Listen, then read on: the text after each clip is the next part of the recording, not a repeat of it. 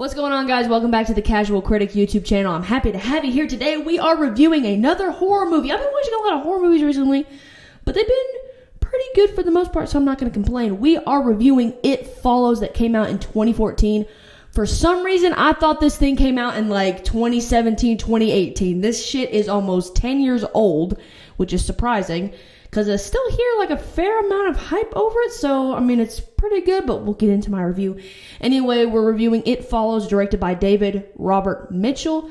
As far as I can tell on the internet, he has not really directed anything to this size after It Follows. It's got a 96% on Rotten Tomatoes. That is kind of fucking insane for a horror movie. Basically, what It Follows is about is that STDs are scary.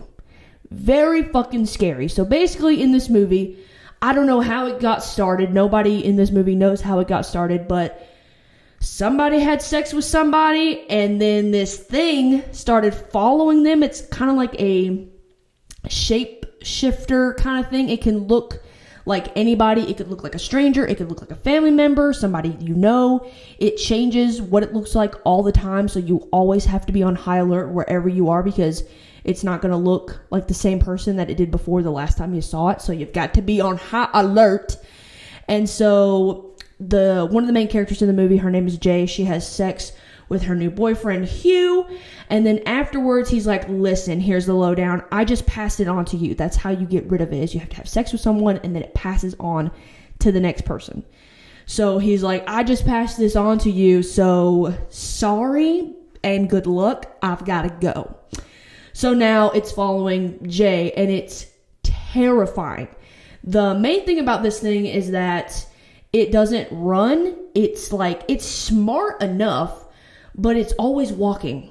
So, I mean, you can outrun it. You can get in a car and drive away, but it's always following you. So no matter how far you drive away, at some point it is going to catch up with you, which is kind of like dealing with the STD metaphor, I feel like. So that's basically what the movie's about. The rest of the movie is her trying to get rid of it and yada, yada, yada, trying not to get killed, because if it touches you, it's going to beat the shit out of you and you will die. It actually kills, Hugh in the movie. So that's not great. So my expectations before going into this movie were very high. I've heard a lot of hype about it. I'm sure if you're into movies, you also, if you've not seen it, you've at least heard the hype around this movie. So my expectations were really high.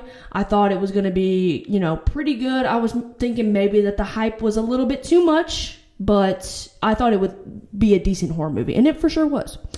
So let's get into the review of the movie. The story, I think we can all agree that the premise is a little funny. Not that it's bad, but it's obviously a metaphor for STDs. But I think it's a very interesting metaphor that this guy, this director, Mr. Mitchell, has chosen to do. I think it's very original, and I enjoyed the story. It definitely kept, it was interesting throughout the whole thing. I didn't get bored, and it was scary as hell. But I guess maybe that's his message, is to be safe out there with your STDs. I don't know. I mean, it's interesting. It's very interesting. Story, 10 out of 10. The directing, though, was way above average for horror movies. The directing was great. This man knows what he's doing. He's got to do something else. I don't know if he's done anything after It Follows, and maybe it's just not gotten the same amount of hype, or maybe he hasn't done anything after this at all. But he has got to do some stuff with what he knows, because the directing was great. It had artistic, creative directing. It reminded me recently, I just watched X that came out not that long ago. That was directed by Ty West. It definitely had the same kind of qualities. I think Ty West maybe does it a little bit better, I'm just saying. But it definitely has a creative kind of thing that you don't see in horror movies. Most horror movies are point and shoot. We're pointing the camera at this. It's scary. Be scared. Which works. And that's not a bad way to do a horror movie. One of my favorite horror movies of all time, which is Insidious and Insidious 2. They are not very artistic, creative directing movies. They're more point and shoot. But if your story is interesting enough, then that's fine. But this movie has a very interesting story, but also very interesting directing. I don't know, I can't pinpoint exactly what gave me this feeling, but it had a very nostalgic feel to it. Like, it came out in 2014. As far as I could tell, it's set in 2014, but it felt like, I don't know, it just felt very nostalgic, like my early childhood kind of thing. I don't know if it was like maybe where they lived or just how they acted. I don't know. It was just very nostalgic. It kind of felt like Stranger Things. I'm not going to lie. I'm not saying that anybody ripped off anybody here. It just kind of had that same, even though Stranger Things is set in the past, it just kind of had that nostalgic feel. Like, I didn't grow up in the time where Stranger Things happens, but you can tell that it's nostalgic, you know, but It Follows felt very personally nostalgic to me. The only thing that I didn't really like about the directing was he really likes his 360 pan. He really likes it, and that's great, and I'm glad that he put that in there. I think he used it a bit too much, and it kind of lost its effectiveness.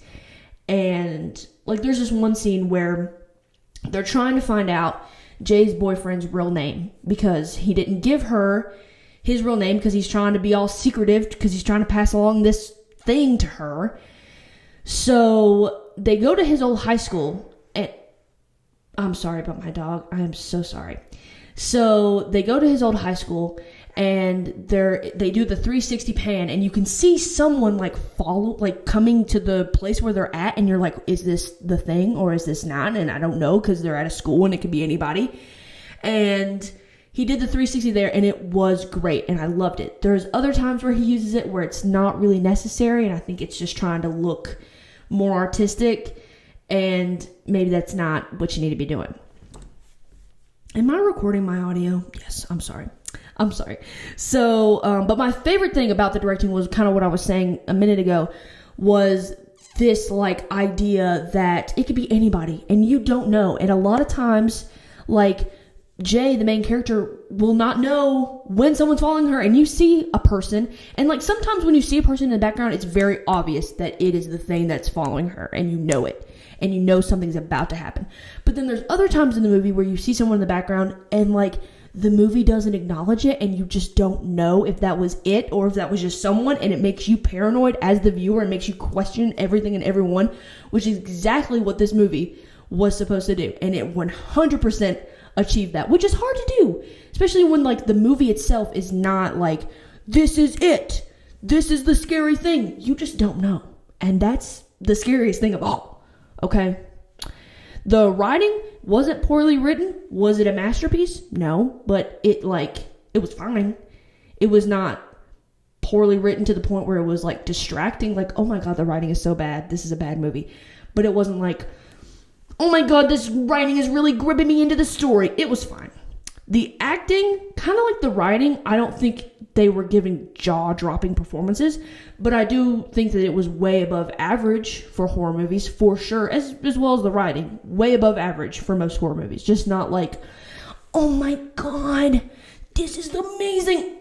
It was fine. It was fine. One of my favorite things about this movie, though, was definitely the music.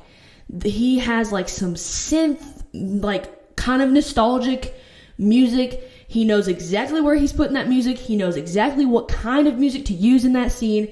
It was fantastic. The soundtrack is fantastic. Overall, I gave it a 3.5 out of 5. I would watch this again. I would recommend it to people who like horror movies for sure. If you have not seen this movie, definitely check it out. As of recording this, it's on Netflix. Hopefully, it should still be there by the time this goes up. But that's where you can check it out. If you got Netflix, go over there and watch it. Let me know down in the comments below if you've seen this movie and what you thought of it. I would love to know your thoughts. Please let me know. And down in the description box, you'll find my Twitter, my Instagram, and my TikTok. Go follow me on all my social medias.